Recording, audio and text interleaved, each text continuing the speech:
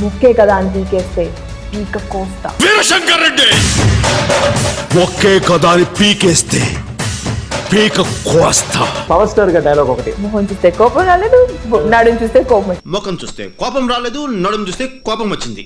ఎందుకని నేను ప్రశ్నిస్తాను అంతే. ఎందుకని నేను ప్రశ్నిస్తున్నాను అంతే. యంగ్ టైగర్ ఎన్టీఆర్ డైలాగ్ లేకపోతే బాలయ్య బాబు డైలాగ్ ఒకటి చెప్పేసేయండి. Don't trouble the trouble.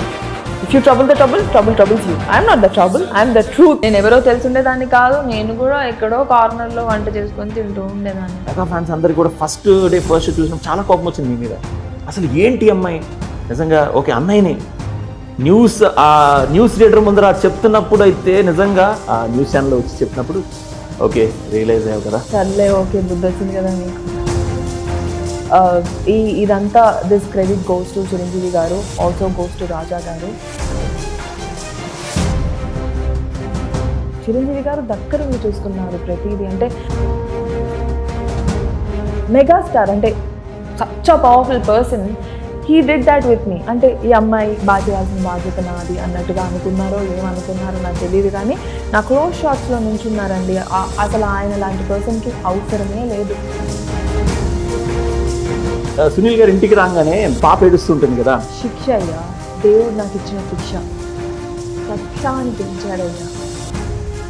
అబద్ధం ఆడిన దగ్గర నుంచి నా దగ్గర పాలు కూడా తాగట్లేదు. రాజకీయాల నుంచి నేను దూరం అయి ఉండొచ్చు, కానీ రాజకీయం నాకు దూరం అవ్వలేదు. Is an inspiration to many. చాలా మందికి is an inspiration, we all know that. And చాలా మందికి హీ సపోర్టెడ్. ఇప్పుడు ఫ్యామిలీని సపోర్ట్ చేయడం ఇస్ డిఫరెంట్. ఈ lot of his family members are there because of him. And several other people he have supported. And ఆయన support చేయడం వల్లే I think I did godfather. నాన్న తీసుకోవాలనే ఒపీనియన్ ఆయనదే. And he is a godfather to మీ. ఎవరైనా సరే ఒక photo దిగి ఆయన డీపీ మనం పెట్టుకొని ఆయన కాళ్ళ మీద పడి అలా ఉండొచ్చు అంటే అవును. ఇళయరాజా గారు, ఎస్పి బాలసుబ్రహ్మణ్యం గారు combination is my all time favourite.